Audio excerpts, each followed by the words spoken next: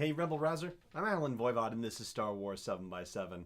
We're at episode number 1581 right now, and over the last 2 days I've talked about Star Wars Resistance and its connections to the prequel era and to the original trilogy era, and we're going to talk today about one tenuous connection to the sequel era that has appeared in Star Wars Resistance that we haven't yet talked about, and it has to do with the First Order itself. And we're going to use that as a jumping off point for other conversations about the First Order and the state that they are in and how we are seeing them depicted in Star Wars Resistance and what this exactly means. And I'm also going to fill in a gap or two thanks to the help of the fine folks at D23.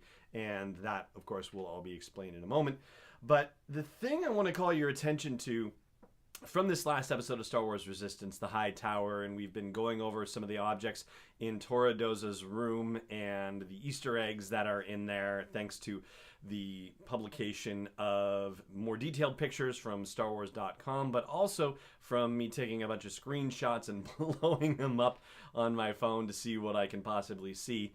And one of the things that we talked about yesterday was the fact that there was a doll or, giant figure of Boushh the Bounty Hunter, which, I'm suspecting is actually General Leia Organa underneath that thing. But next to it is a stormtrooper doll, and it is not just any stormtrooper doll. It is a First Order stormtrooper doll, and you can tell by the way the helmet is depicted, and comparing it to an actual First Order stormtrooper that walks into the room later on in the episode, before or after Kaz is snuck in, and right before he goes out the window, or right after he goes out the window, they come in, and just making sure that you look at the actual live First Order trooper, if you will, compared to the doll First Order trooper, and the helmet is the same. It has the longer, grin across it. It doesn't have like the briefer grill that the original trilogy era stormtrooper helmets have.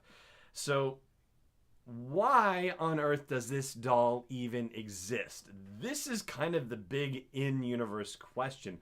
Why is anybody merchandising anything related to the First Order, number one, and number two, why does Tora even have anything related to the First Order in her room? This is, I think, a question that really begs answering, and I hope we're going to get an answer for it sometime down the line. But the fact that there is a First Order doll of any kind, well, all right, so I'm jumping to a conclusion here, and you can tell me whether you think this is a reasonable conclusion or not, but that doll does not look like it's a handmade toy. It looks like it is a manufactured toy. Yes, sure, I'm putting a little something on it because, we can't see stitches on the thing or anything like that, and maybe a close-up inspection of it would show something like that, but it does not look handmade. The way it's presented in the show, even just on the shelf where it looks like it is a higher quality item. So that suggests not only that the First Order have a presence that has been known about for a while, but that there are other companies and other, associations that are looking at what the First Order is doing and think either, well enough of them, or think that the First Order has enough of an influence and enough of a presence in that particular area of the galaxy that they actually think it's worth producing dolls or figures, statuettes of these things. So that in itself is mind-blowing, especially when the First Order is, violating the Galactic Concordance by its mere existence, basically, and yet these depictions of First Order stormtroopers are actually being created. So something really remarkable is afoot there, and I don't think we really understand just how big a presence the First Order is, or at least, I think we understand it now,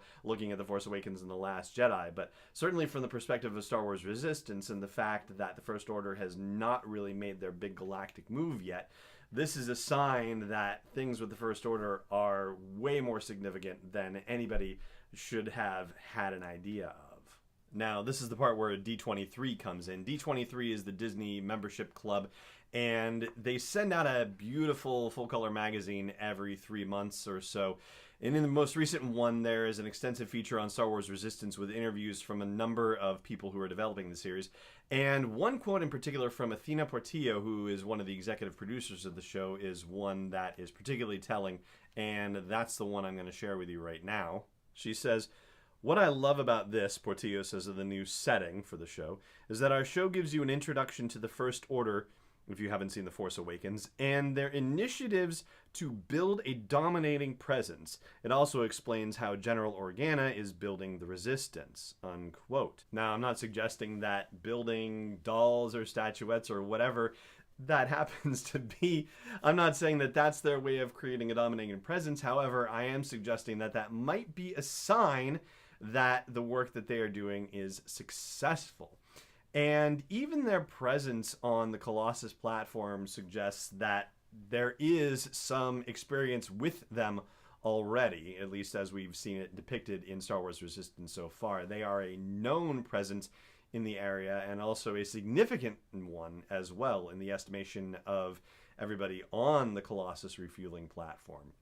As far as Major Von Rag himself goes, that's the guy in the red TIE fighter pilot's suit that we see. Well, according to the information that we're hearing about him, he's supposed to be basically sort of like the Red Baron, essentially, like the best fighter pilot that they have, of course, Kylo Ren notwithstanding, and that the color of his TIE fighter pilot suit is supposed to express that standing within the First Order's Navy.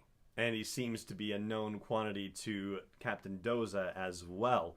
So yeah, the First Order is much stronger and more influential than we necessarily understand. And not just in wild space or the unknown regions. And wild space was even kind of a surprise based on Star Wars Resistance.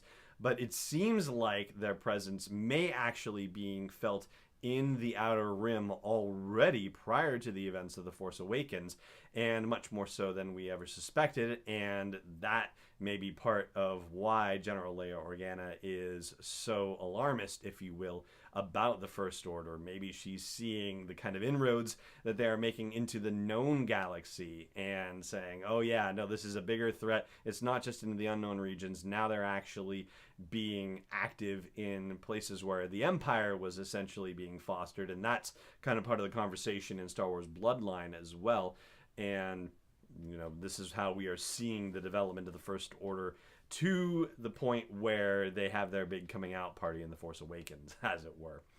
And that is going to do it for today's episode of the show. I hope you are subscribing to the show wherever you happen to be catching it, so that way you get the next one without even having to think about it. And I hope you'll consider putting something in the tip jar, as it were, at patreon.com/SW7X7. For now, though, it just remains for me to say thank you so much for joining me for this episode, and may the Force be with you, wherever in the world you may be. This podcast is not endorsed or sponsored yet by Lucasfilm Limited, Disney, or 20th Century Fox, and is intended for entertainment and information purposes only. Star Wars, the Star Wars logo, all names and pictures of Star Wars characters, vehicles, and any other Star Wars-related items are registered trademarks and/or copyrights of Lucasfilm Limited or their respective trademark and copyright holders. May the Force be with them. All original content is copyright 2018 Star Wars 7x7. We hope you love it!